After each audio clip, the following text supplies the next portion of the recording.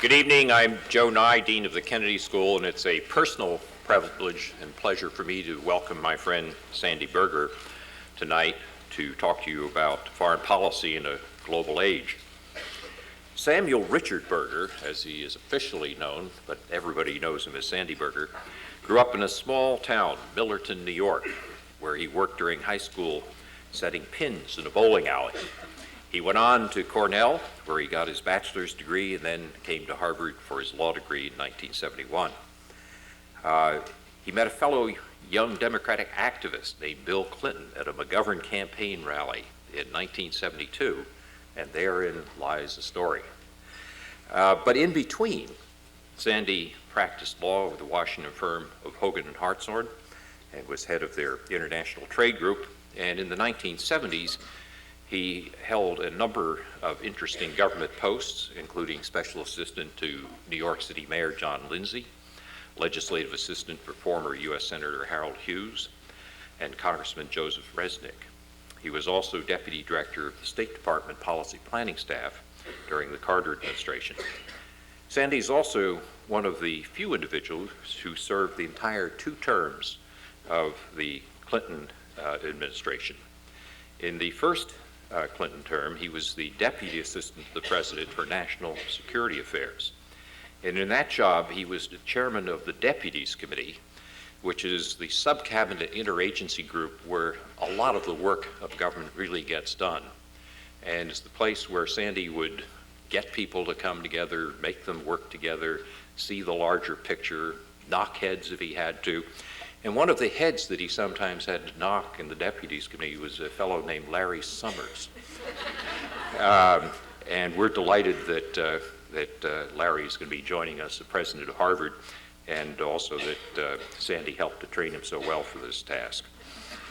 Sandy then went on in the second Clinton administration second Clinton term to be the assistant to the President for National Security Affairs after 1996, and served with the distinction in that role. We're delighted that he's here and that his wife, Susan, is with him, and we hope this will be the first of many visits to the Kennedy School. So please join me in welcoming Sandy Berger.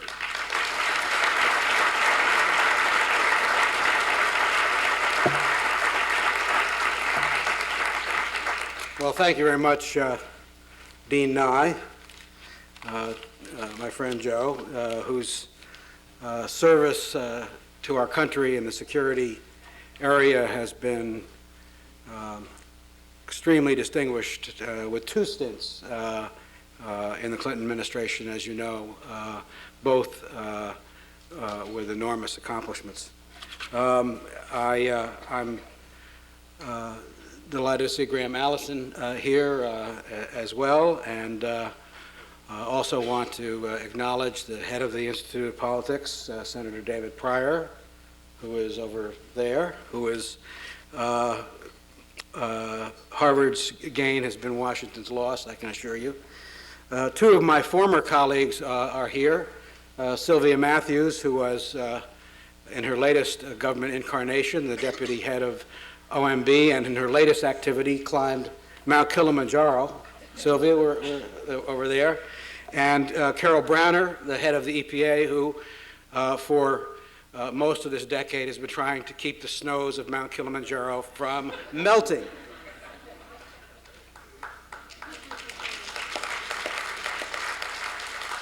I also have to say I'm delighted to see my friend Walter Shorenstein here, whose service to this institution in the United States extends over a long period of time.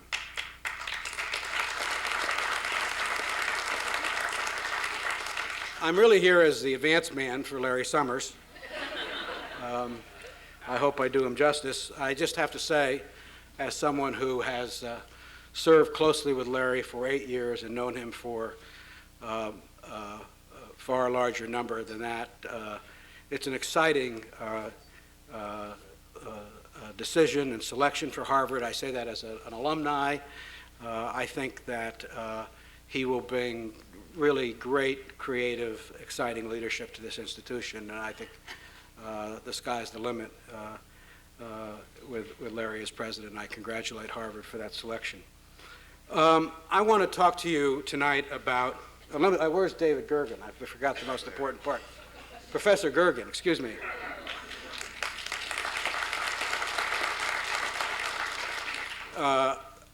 I also was one of David's students when he served at the White House and learned a great deal from David. I want to talk to you tonight and then talk with you tonight about America's changing role in the world and how it influenced some of the decisions we made over the past 8 years and the choices that lie ahead for the new president. Any assessment of the last 8 years of American foreign policy must, I believe, begin with the fact that the Clinton administration began at a moment not only of triumph in the Cold War, but of uncertainty about America's purpose at its end. Consider the conventional wisdom about America in the fall of 1992. Time magazine, reflecting the widespread view, asked, "Is the U.S. in an irreversible decline as the world's premier power?" We were fading competitively. The lodestar that had defined our foreign policy for a half century, what we were against, no longer illuminated our path. Our challenge was to renew America's international leadership in terms of what we seek to build, to shape an American foreign policy for a new global age. Historians may and undoubtedly will debate the choices that we made, but I believe that we moved America importantly down that path. Today, America is, by any measure, the world's unchallenged military, economic, political, and cultural power. The world counts on us to be a builder of coalitions, a broker of peace, a guarantor of global financial stability. We are widely seen as the country best placed to benefit from globalization. But our strength does not guarantee our success in the world. That depends on how we use our influence to shape the forces of globalization that are transforming the world in which we live. We must start by understanding the challenges that globalization poses to the way we think about the world and our role in it. Let me describe just two. During the Cold War struggle, we viewed the world largely through a zero-sum prism. But in a world where our lives are shaped every day by forces in every corner of the world, zero-sum increasingly must give way to the instinct for win-win. A stronger Europe does not necessarily mean a weaker U.S. Indeed, a stronger Russia and a stronger China, if they develop in the right way, could be lesser threats than if they unravel from internal strains. A sudden catastrophic collapse of North Korea may not be the best result for America. Second, while globalization is inexorable, we can't stop the world, we can't get off, it is not an elixir for all the world's problems. We cannot simply rely on the spread of investment and free markets to assure a safe world for America or the triumph of our ideas. Our challenge as a nation, perhaps the greatest challenge of our time, is to harness the unique qualities of globalization to advance our enduring objectives of democracy, shared prosperity, and peace, while at the same time recognizing and resisting globalization's darker side. Well, how do we harness globalization? Sounds like bottling the wind. But the best examples can be found in some of the most hopeful developments of recent times. For example, if China has begun to dismantle its command and control economy, despite the risks that poses to the government's monopoly on power, is it simply meeting the demands of global markets? Well, in part, yes.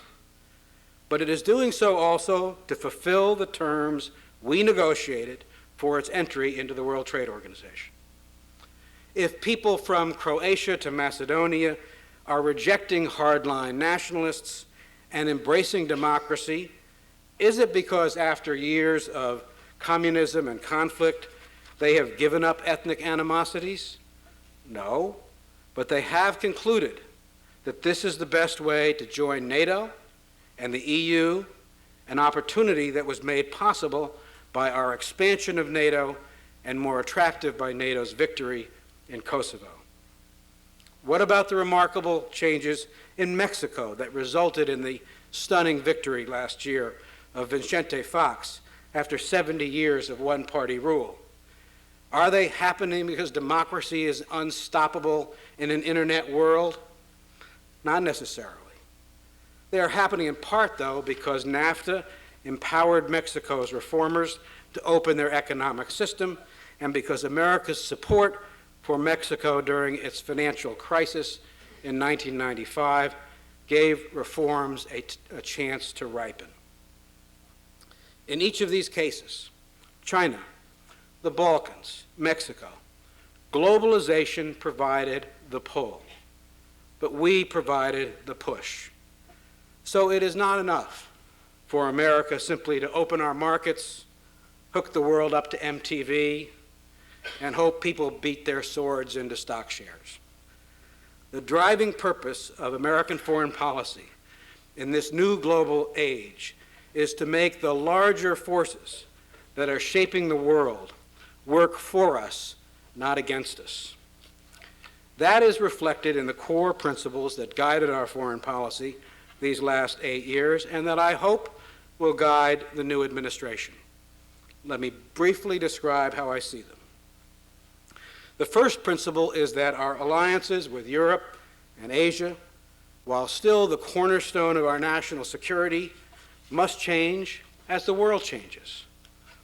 8 years ago, it was far from certain whether our allies in Asia would turn away from America or continue to see the legitimacy of our presence after the Cold War. So, with the leadership of Joe Nye, we updated our strategic alliance with Japan. We stood alongside South Korea to meet nuclear and missile threats, and as together we tested new opportunities with North Korea. We dispatched naval forces to ease tensions in the Taiwan Straits, and we helped our allies deploy an unprecedented coalition in East Timor. And today, remarkably, even the North Korean leader, Kim Jong-il, says he welcomes America's stabilizing presence in Asia. In Europe, our task was nothing less than to save our NATO alliance from irrelevance. By 1992, the Berlin Wall had fallen. The Polish Communist Party headquarters had become the Warsaw Stock Exchange. Yet our NATO alliance looked exactly as it did in 1962, frozen along Europe's Cold War dividing line. Meanwhile, Europe's stability and the human values NATO defends were being threatened by a brutal war in Bosnia. So we revitalized NATO with new members and from the East. We led NATO to stop the killing in Bosnia and then negotiated a peace in Dayton. In Kosovo, we did what America should have done in Bosnia in 1992. We acted swiftly and forcefully against ethnic cleansing, enabling the victims to return to their homes. And now Slobodan Milosevic has fallen at the hands of the Serbian people, and democracy has an opportunity to take hold in the Balkans. That means we have within our grasp today the chance to build a Europe that is democratic, undivided, and at peace for the first time in history. It must not be squandered. That's why we must keep our promise at the NATO summit next year to invite more of Europe's new democracies to become NATO members, using the magnet of NATO's membership to strengthen the forces of democracy in Europe. That's why the new administration should not even hint at leaving Bosnia and Kosovo prematurely, not tied to the achievement of our goals, or drop the ball on integrating Southeast Europe into the European mainstream, or place our NATO forces in Kosovo and Bosnia in a defensive crouch. Those actions will snatch defeat from the jaws of victory in the Balkans and sacrifice our leadership of NATO. A second principle to guide our foreign policy is that peace and security for America requires that we build constructive and principled relations with our former great power adversaries, Russia and China. We must be firm if they threaten the peace, whether it is Russia moving against neighboring states like Georgia or China using force against Taiwan. But we must remain constructively engaged with both, for the way these countries manage their challenges at home is just as important to us as the way they relate to the world.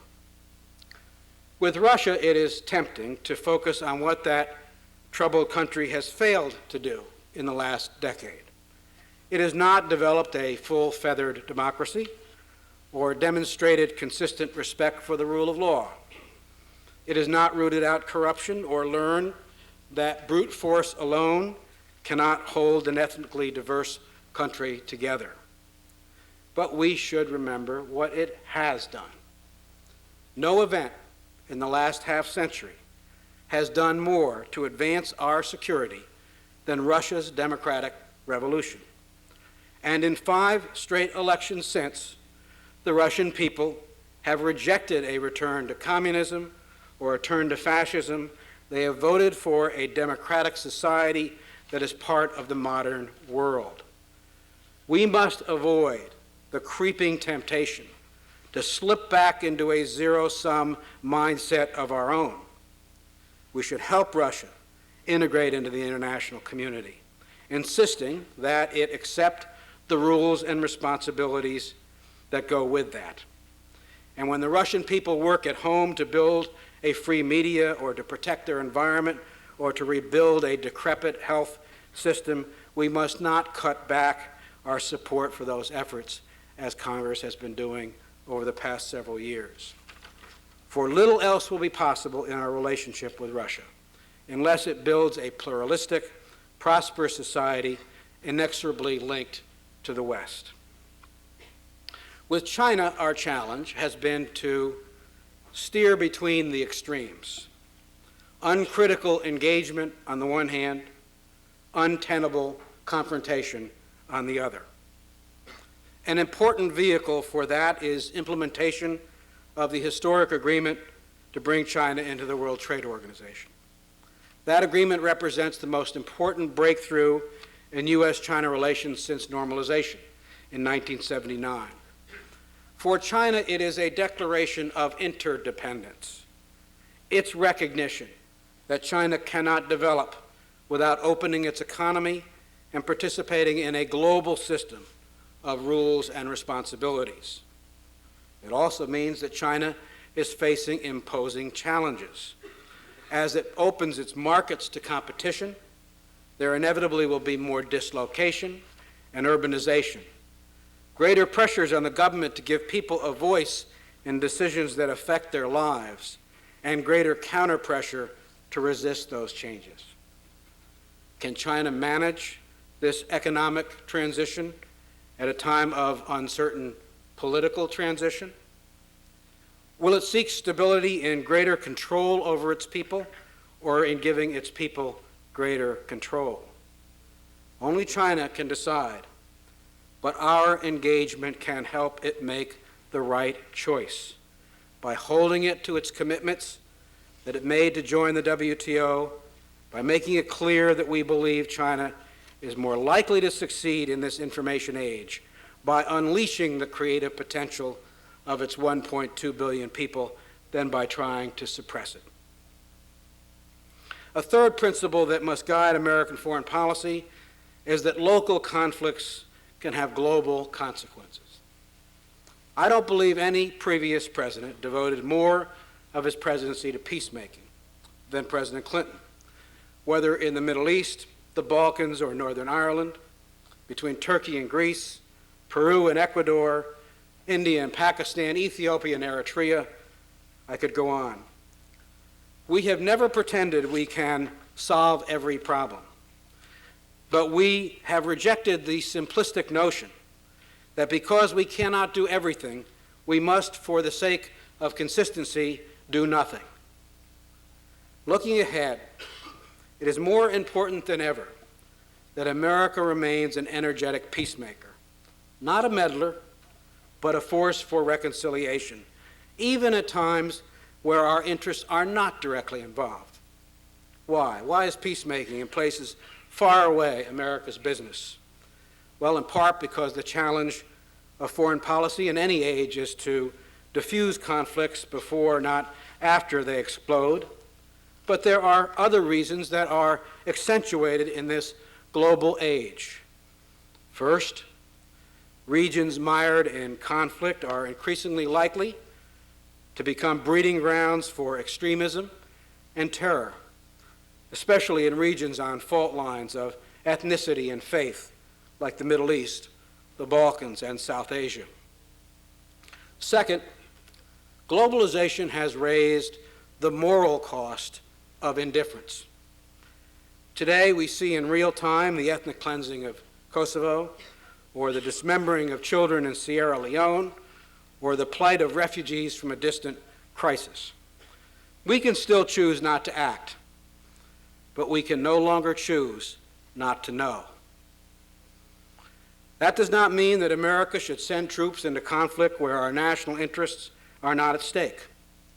But when our interests and values are challenged, I believe the American people expect their government to do what it reasonably can and those who ignore America's idealism are lacking in realism.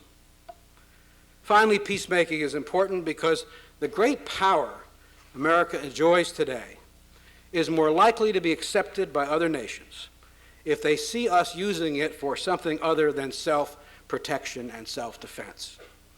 When we go the extra mile for peace, it demolishes the perception that an all-powerful America is an arrogant America. It earns us influence that raw power alone cannot purchase. A fourth principle for America in this global age is that while old threats have not disappeared, new dangers require expanded national security priorities. Indeed, I believe one of the biggest changes we brought about in the way America relates to the world has been to expand what we consider important. We intensified the battle against proliferation of weapons of mass destruction with an agreement reached with North Korea on its nuclear program, and with our work with Russia to denuclearize the other states of the former Soviet Union, and with Senate ratification of the Chemical Weapons Convention, although unfortunately not the Comprehensive Test Ban Treaty. Yet the fact remains that Americans are more vulnerable today than ever to an attack by a chemical, biological, or nuclear weapon.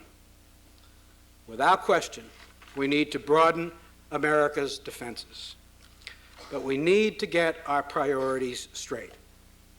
I believe it is a mistake to rush ahead on missile defense deployment as if all legitimate questions have been answered. They have not. The questions begin with the technical. Can we build a system that works? We haven't proven that yet. Is North Korea's proposal to restrict its missile program for real? Well, I don't know, but we better find out, because North Korea's missile program is the front edge of the threat to us. And I was disappointed by the new administration's temporizing on this during Kim Dae-jung's visit last week. There are other questions about NMD that need full public discussion and debate. Why do we believe that Saddam Hussein will be less deterred than Stalin and his successors were by the certainty of complete annihilation if they attack us or our friends? Should we go forward if it means abrogating the anti-ballistic missile treaty with Russia, which is not a relic of the past, but an arms control agreement that contributes importantly to our strategic stability? Finally, perhaps most importantly, what is the most sensible way to spend another $100+ billion of defense money to decrease the greatest vulnerabilities of the American people to nuclear, chemical, and biological weapons? It didn't take an intercontinental ballistic missile to deliver lethal force to the USS Cole or the World Trade Center, or to put sarin gas in the Tokyo subway. Is it wiser to invest that money first in substantially stepping up the fight against the terrorists who target us, modernizing our border vigilance, even training local health and law enforcement officials to recognize a biological agent before days have gone by and is halfway across the country? Make no mistake, the virulent anti-Western groups that blew up our embassies in Africa and tried to attack U.S. targets during the Millennium Celebration are seeking to acquire weapons of mass destruction. I am convinced that the potential for them to slip such a weapon into our country is more likely than the possibility of a missile attack from North Korea, which knows it will be flattened as a result. We should not look at the WMD telescope from the wrong end, from the perspective of a bureaucratically driven technology rather than the greatest vulnerabilities the American people face. Our new security agenda must also recognize this. National security is about more than defense against bitter enemies and deadly weapons. For example, how can we say we are defending American shores if sometime in this century climate change submerges our shorelines under rising oceans. And how can we say we're protecting our people if we fail to stop the spread of diseases like AIDS, malaria, and tuberculosis, which now account for 25% of all the deaths in the world? Many in the foreign policy community were upset when we said that global AIDS is a national security priority. But already we know that the HIV infection rate in Southern Africa is 20% versus less than 1% in the United States. Already, the fastest rate of growth is the epidemic in Russia. To me, a problem that kills massively, crosses borders, and threatens to destabilize whole regions is the very definition of a national security threat. To dismiss these as soft issues is to be blind to hard realities. A fifth and final principle is that economic integration advances both our interests and our values, but it also accentuates the need to alleviate economic disparity. During the last 8 years, America led the greatest expansion in world trade in history. That has been good for the United States, and more people have been lifted from poverty around the world than ever before. But half the world's people still struggle to survive on less than $2 a day. Globalization did not create the gap between rich and poor, but there is a gap in globalization. And closing it is not just a matter of national empathy, it is a matter of national interest. That's why we must continue to push the wealthiest nations and our own Congress to relieve the debts of poor countries that invest the savings in their people. Why we should lower barriers to imports from the poorest countries as we did with Africa and the Caribbean. Why universal education and closing the digital divide are goals we put high on the agenda of the industrial nations, the G7 agenda, for the first time. Progress will continue to require presidential leadership to close the gap between what is spent and what is needed to prevent a world that is bitterly and violently divided a generation from now. These are, I believe, the basic principles of an American foreign policy for the global age, and some of the specific challenges that we will continue to face. They're not easy. Their scope sometimes seems overwhelming. It is tempting to step back from robust engagement, to simplify our presence in a complex world, to limit our definition of what is important to us. But that would be a profound mistake. The threats to America will only grow more dangerous if neglected. And this is a time of unprecedented opportunity for the United States. The new administration is taking the reins of a country at the zenith of its power, with the wind at its back and clear objectives to steer toward. The key to success will be to understand how profoundly the world has changed in the last decade. As the great scholar of international affairs, Yogi Berra, once said, "The future ain't what it used to be." America's extraordinary strength comes with extraordinary responsibilities. And among those is the responsibility to carry our weight and exercise our leadership. Otherwise, we will find the world resisting our power instead of respecting it. There is a difference between power and authority. Power is the ability to compel by force or sanctions, and there are times we must use both, for there will always be interests and values we must be prepared to fight for. Authority is the ability to lead, and we depend on it for everything we do. It is built on qualities very different than our power, on the attractiveness of our values, on the force of our example, on the credibility of our commitments, on our willingness to listen and stand by others.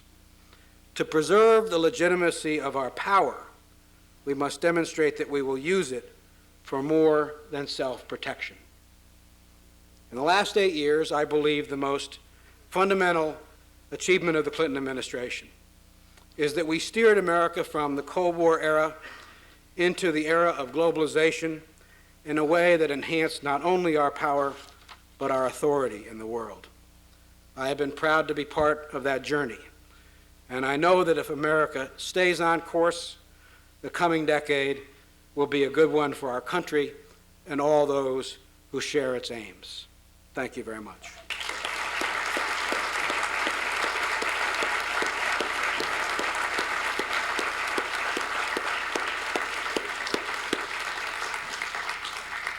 We now have time for questions. There are microphones here on both sides of the floor and also in the balcony.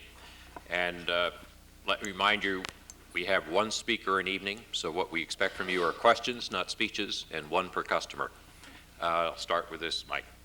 Thank you, Mr. Berger. My name is Paul Steimers. I'm from the law school and the Kennedy School.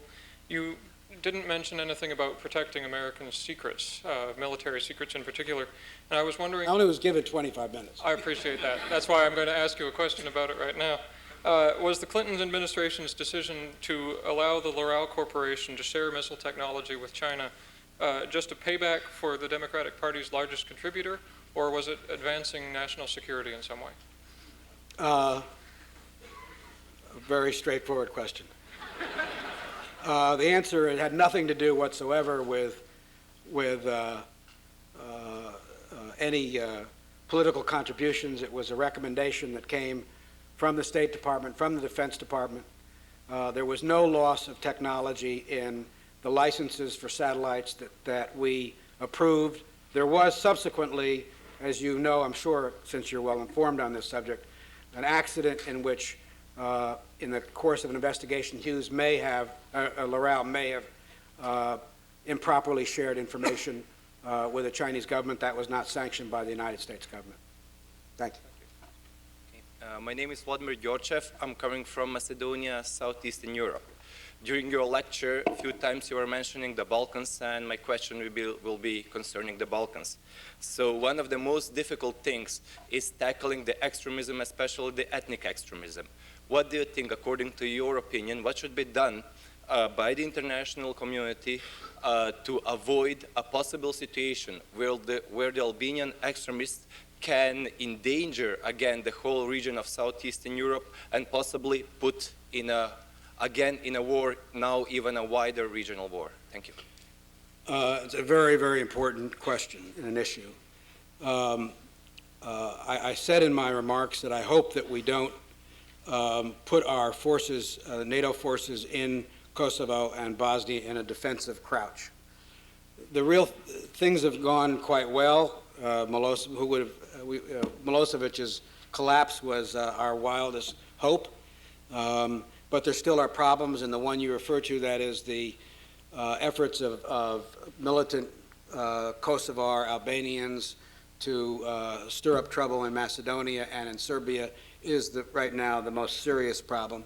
I believe that it's important for S4 and K4, the NATO forces, to not simply be passive in that situation, but to cooperate with the Macedonian government and with now the Serbian government in trying to stop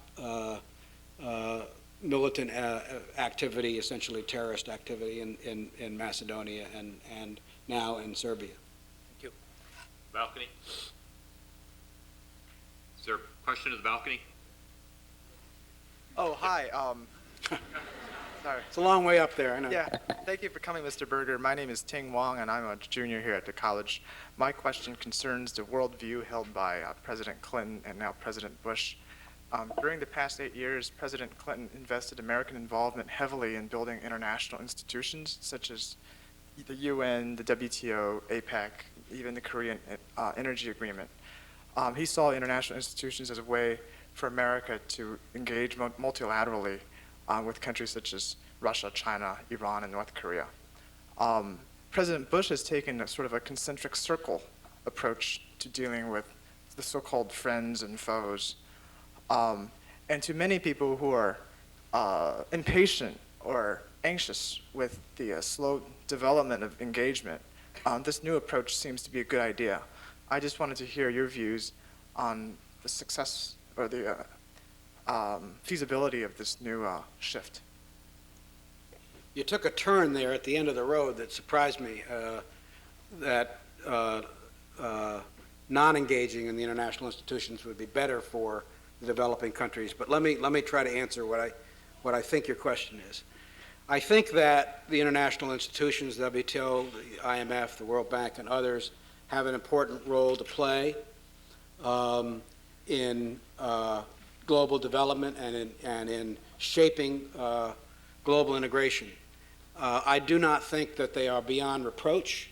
I think that many of the issues that have been raised about how they operate are serious issues.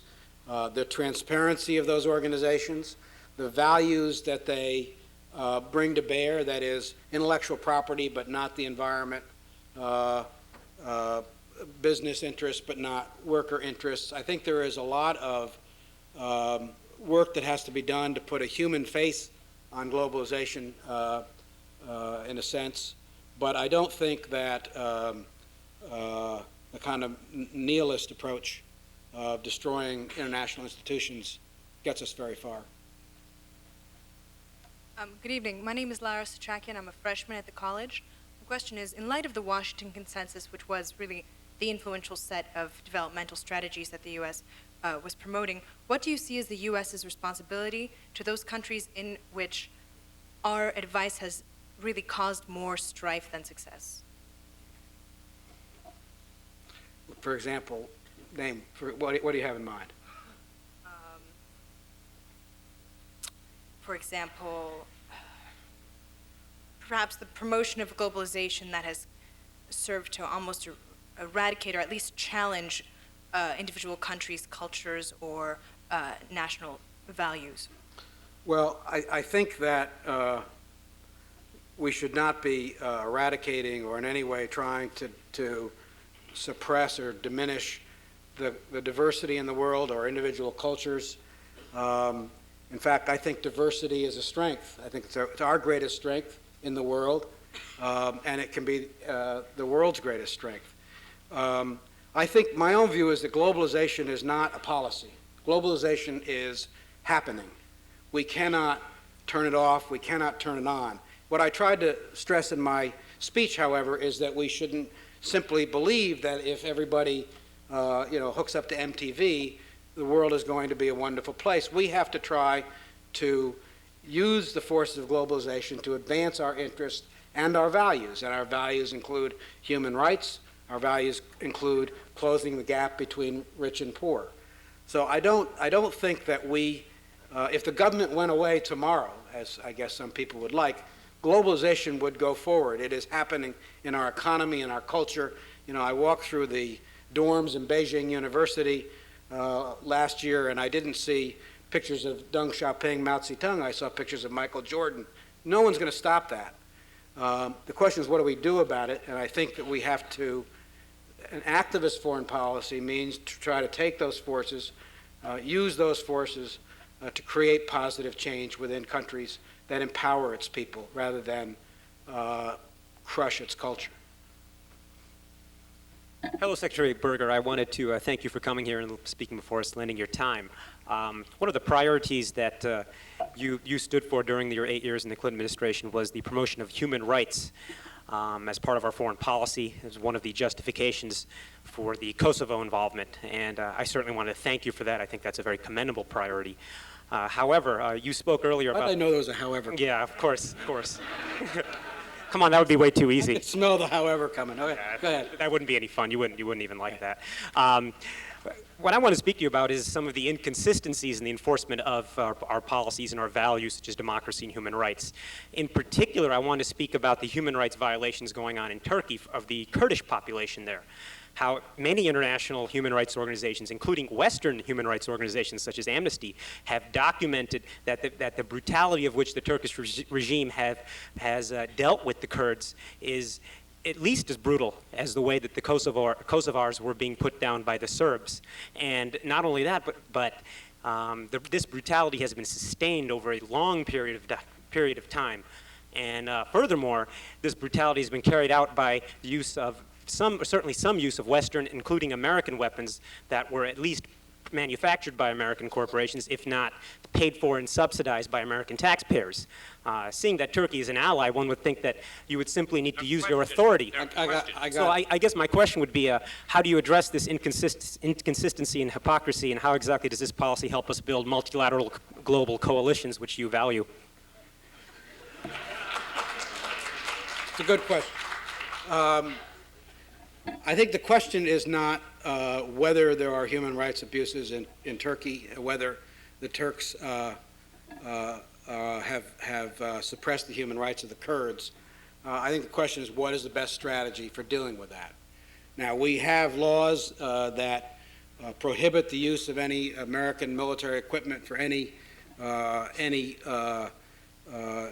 unit that is engaged or has been engaged in human rights abuses, but that's at the micro level. I think at the macro level, we have to encourage the process by which Turkey is pulled into the mainstream of Europe. And I think that this is another reflection of the point I was making in my speech about China and Mexico and the Balkans. I think that for Turkey to become a modern economy, and Turkey's got plenty of economic problems, it has to be connected to Europe. It has to be part of the EU.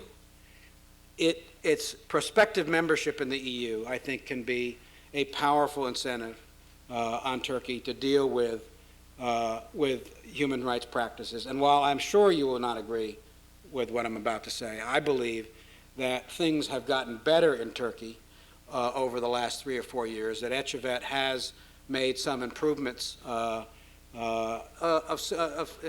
significance. I think there's a long way to go, and I think that the magnet and importance of integration here with Europe can serve as an inducement for Turkey to deal with the problems that you legitimately raise. In the balcony, please identify yourselves so that Mr. Berger knows who's addressing him. I'm Mike Jobbins. I'm a freshman at the college. And I was wondering, with the end of the Cold War, it seems that a bit of the edge might have been taken off the ideological drive behind our foreign policy. And I was wondering, in the 21st century, what exactly is our role in promoting international democracy? And is democracy synonymous with human rights? Well, those are great questions. I certainly agree the ideological edge is gone off, and I think that to the extent that we have been able to break out of kind of monolithic worldview, which is that there's the red blob and the blue blob, and as the red blob gets bigger, the blue blob gets smaller, that must be bad. I think that's a good thing. It was a perfect containment was a perfectly appropriate model for the Soviet Union. It didn't work so well when it was applied to Vietnam or Central America. So I think we have an opportunity here to be free of that to some degree. I believe that I'll say two things. I believe, in general, the advancement of democracy is good for the United States.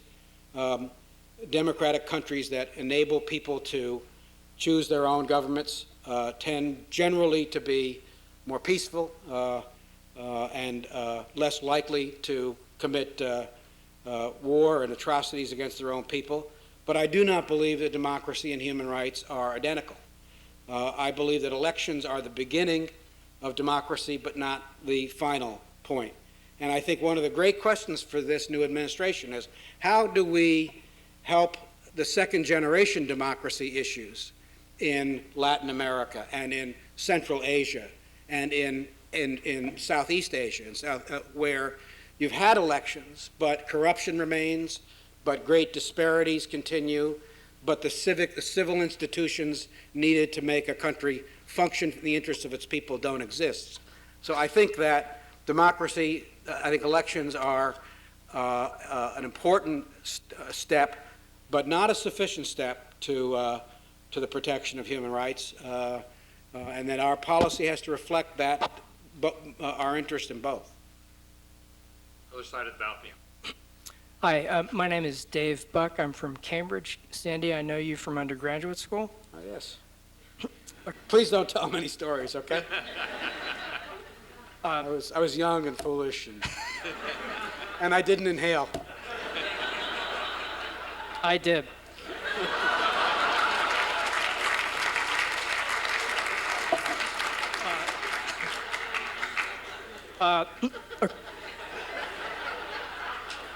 This is actually a serious question. Across the world, there are more and more countries that are accumulating more and more military weapons. There's more military spending. For example, in recent years, I believe the rate of flow of arms to South America has increased significantly, to South American military establishments. If this level of armament and military spending continues to increase at its present rate, it is difficult to imagine that the planet we live on will be a very livable place by the end of the 21st century, let alone maybe even halfway through this century. We seem to be involved in a cycle of activity with a momentum of its own that's very difficult to reverse. My question is, what are some first steps that can be taken to begin to get to the point where we can make a discontinuous break with the past and begin to, at some point in the not too distant future, rapidly reduce the level of armaments in the world so that we can one of these days get around to dealing with the much more important human priorities and environmental priorities that we have today? Well, it's certainly, I agree that it's true. After 50 years in which we dealt with, let's call it a vertical proliferation, us and the Soviet Union building up our nuclear stockpiles, we now have a horizontal proliferation of sophisticated weapons increasingly around the world, which does make every conflict, whether it's South Asia or the Gulf or in Latin America, far more dangerous. I think that I wish the answer were a global agreement by the supplier nations that would exert some restraint on weapon sales. I must say I'm skeptical that sort of supply side approach, if I can call it that, will work very well. I think that we need to work on regional and sub-regional agreements because most of these dynamics are regional. Chile buys more planes, Peru has to buy more planes. And I think that we need to, for example, in South America, we now have a nuclear-free agreement for all of Latin America, or South America, and we can extend that regionally and sub-regionally to other sophisticated weapons. I think it has to come from agreements among the nations that perceive themselves as mutual threats. Good evening, Secretary Berger. I'm Andrew Apostolidis, a freshman at the college with the Harvard International Monitoring and Action Group. I would like to ask a question with regards to what you called the recent success in Yugoslavia. I would like to just raise 2 points that if you could address briefly. The first is that recent forensic analysis has suggested that the ethnic cleansing was on a much smaller scale than it had been projected by US and NATO analysts, and that most of it occurred under the cover of NATO bombing. The second point is that, as another speaker asked, the proliferation of arms and weapons funded by the US Congress in the Balkans has created a movement of extremist Albanians that are threatening to undermine the whole stability in the area. I was wondering if you still maintain that the U.S. and NATO involvement was a success in light of these issues. Yes, because I think your premises are wrong. Let's not have any illusions here. Slobodan Milosevic started 4 wars with the breakup of Yugoslavia. First in Slovenia, then in Croatia, then in Bosnia, and then in Kosovo. And tens of thousands of people were killed in those cumulatively.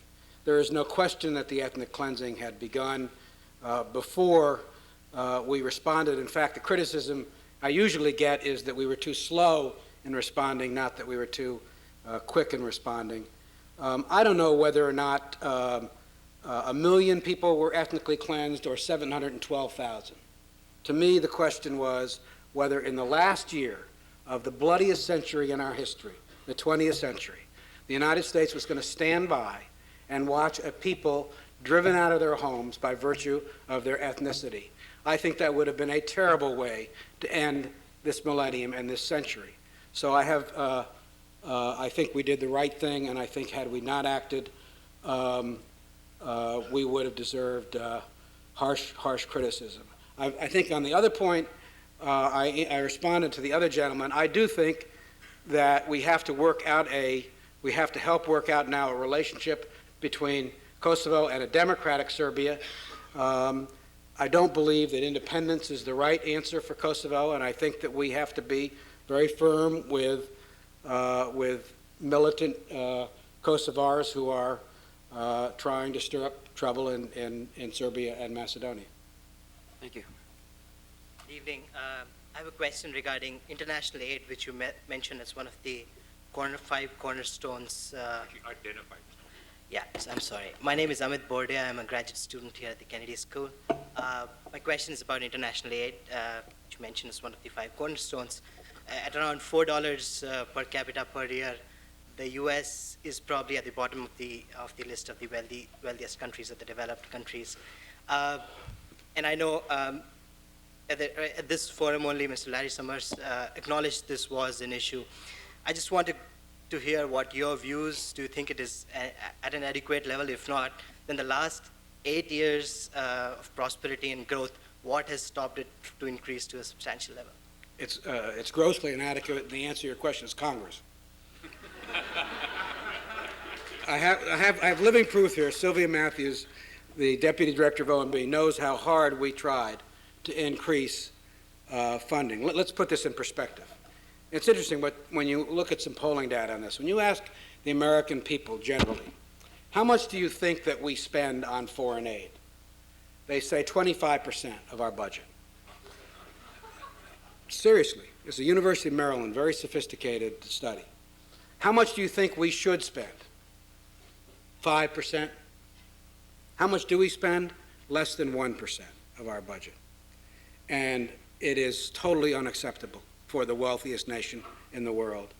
And we will reap the whirlwind of our indifference if we don't change that equation.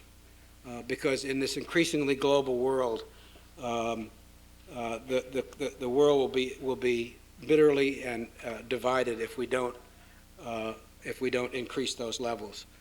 We have to do a better job at how we spend that money. The whole separate issue of development strategies, et cetera. But I think that we are way at the bottom among the developed countries in terms of what we spend. You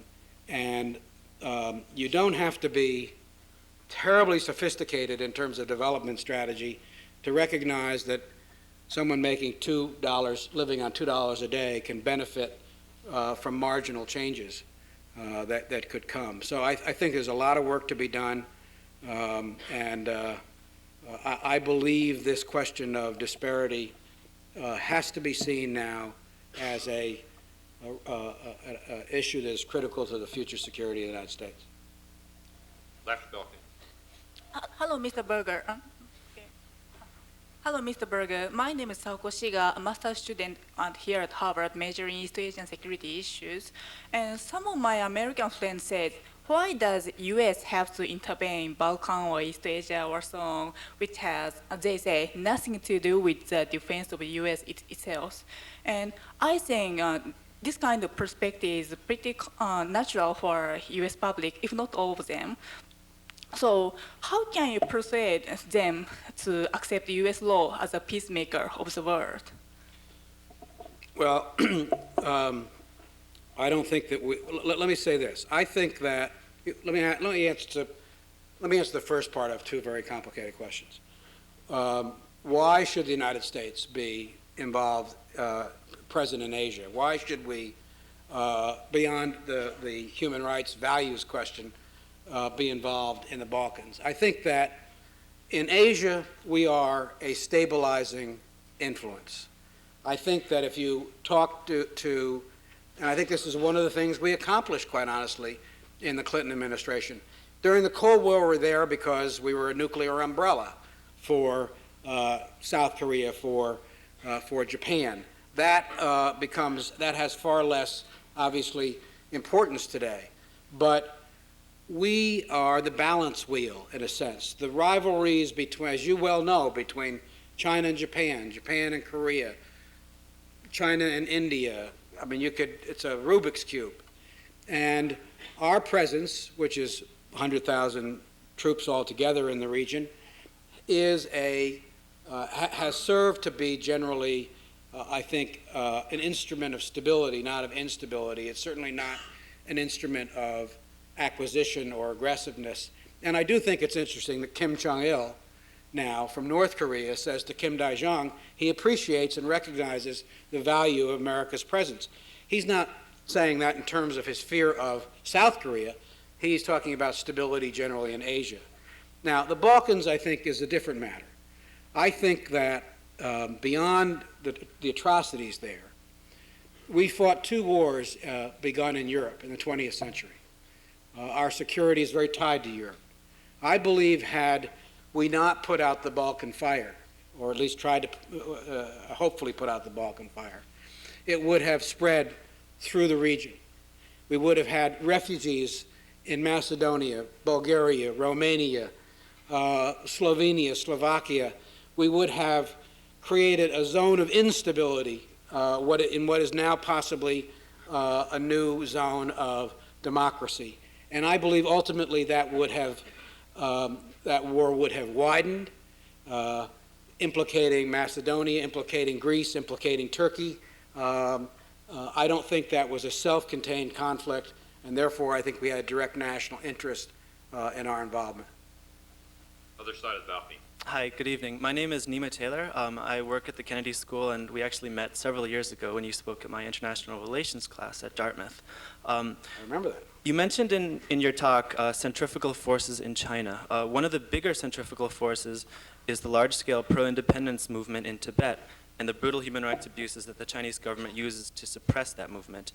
I was wondering if you could speak on the Dalai Lama's attempts to start peaceful negotiations with China to find a solution to this problem, whether this could contribute to regional stability, and if so, how the U.S. could encourage this. Well, we have been very supportive of those efforts by the Dalai Lama. The President has met with the Dalai Lama on probably 4 or 5 occasions.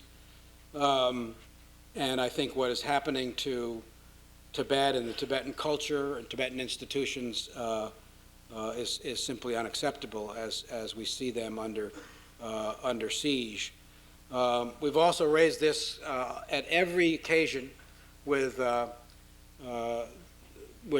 Chinese government, with President Zhang. You may recall in the great televised press conference in Beijing, which the Chinese chose for the first time to televise to the nation, the dialogue that took place between President Clinton and Jiang Zemin about Tibet and about diversity and about a dialogue. So I think we have to continue to support the effort for a dialogue, and we've done that. But we did that during the Clinton administration, both publicly and in other ways. And I'm sorry to see in the last few weeks that there appears to have been some slipping back from even a little opening. Good evening. My name is Vladimir Detlov, and let me as participant of Russian-US Young Leadership Program and representative for Russian Rotarian Youth greet you. And my question is, when you was on duty, the question is about your decision. How do you perceive the level of danger which you account to Russia, like on black box, or it was mostly like, do you have enough information? Do you consider that United States has enough information to perceive correctly the dangerous, which may be national defense from Russian Federation? In general, do you think, well, the answer is probably not. There's obviously a greater degree of transparency with Russia than there was in the past. We have frequent contacts with both President Putin on down and others. Whenever I went to Moscow, I met with the independent media, I met with religious groups, I met with other organizations to get their take on things. I think the hardest thing for us to understand is the attitude of the Russian people and the trauma that they have gone through over the last 10 years. As on the one hand, they have achieved this remarkable victory, which I ascribe first to the Russian people and not to the United States. That is to establish a democracy in Russia, and then to see the kind of roller coaster ride that they have been on. And I think that it has sometimes been hard for us to see America from Russian eyes. And I think that's extremely important. I think it's always important, however one describes the relationship, to try to understand how we are perceived by others. So I think that probably the best, there's plenty of intelligence, as you can read in the newspapers from our latest FBI arrestee. There's plenty of espionage. There are lots of ways to try to get documents and plans. I think the hardest thing is to understand what is really in the hearts and minds of the Russian people, how they perceive what we're doing, how they see their own future. And I'll say one last thing. Sometimes President Clinton is criticized for having put too much on Yeltsin. Of course, Yeltsin was the Democratic elected leader of Russia, and one usually deals with the Democratic presidents of countries as opposed to, others. But the president often said about Yeltsin that he had and you may or may not agree with this, but I think it's true, he had the capacity to visualize a Russian future different than its past, and to define Russia's greatness not in terms of empire, but in terms of the greatness of its people. I believe that was true about Yeltsin, but I think that the Russian people now are grappling with how they do define their greatness. And our marginal contribution to that can be to try to help define that in ways that strengthen Russia's economy and diversity and pluralism, rather than its instinct for either cracking down on its own people or lashing out at its neighbors. We have time for only two more questions here, and then they have to also be relatively quick. Anna Trebovic from the Kennedy School and the Fletcher School. A follow-up on the Kosovo question, which is that unfortunately the U.S. troops and other international troops did stand by as ethnic cleansing was happening in Kosovo, ethnic cleansing by the Kosovo Albanians of all the other minorities, not just the Serbs, but also Turks and Roma, Muslims and others.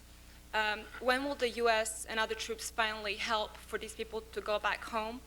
And how has the Albanian violence versus democratic change in Belgrade changed, if it did, the U.S. perspective on the future status of Kosovo, and how do you see that developing? Well, since I no longer am in position of authority, I can only speculate as to how the new administration will deal with this difficult issue. I think that